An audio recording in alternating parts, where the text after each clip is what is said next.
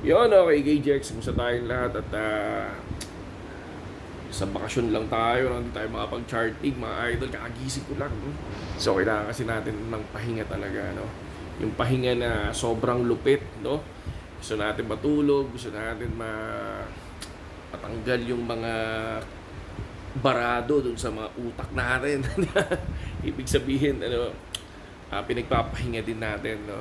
Para pagbalik natin sa trabaho, ngayon, full force na naman, di ba? So nakita niyo yung TA, no?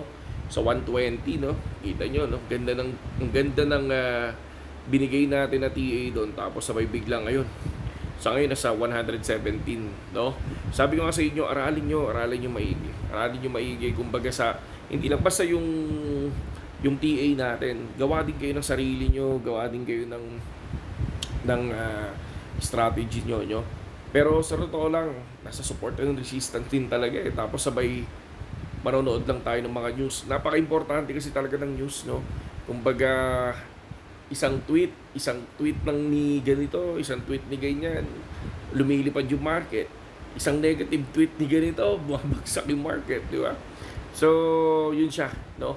And then, ito yung nga pala yung trade natin, no? So, ayan. Makikita natin, nasa 120 na, no? %. Pero nag-adjust na tayo ng TP dyan, no? So, Saturday ang balik ko.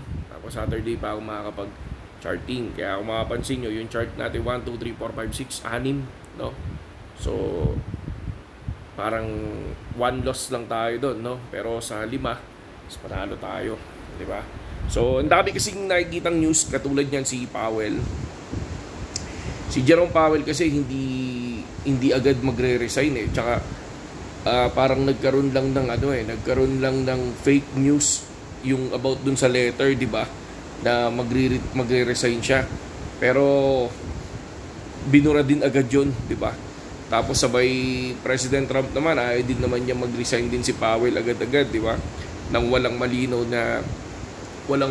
na ginawa siyang labag, di ba? Syempre hindi naman basta-basta matatanggal ang Fed eh. Hindi basta-basta 'yon.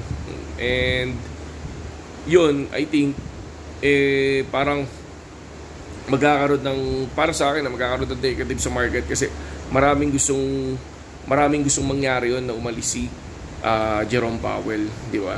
And then ngayon maglalaro ang market ngayon kasi maglalabas ng crypto report sa July 30, no? So yun, abangan natin lahat yun, no? Ako, yun lang, adjusted TP na ako. So nasa 120 na yung profit, pero at least kahit papaano, 'di ba?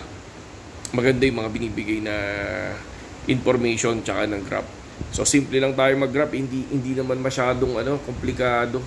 So pero ang importante kasi sa akin yung mga nilalaman ng news tsaka kung gaano kalaki na yung inangat ng market. Yun talaga ako, no. So yun lang at saludo sa inyo lahat.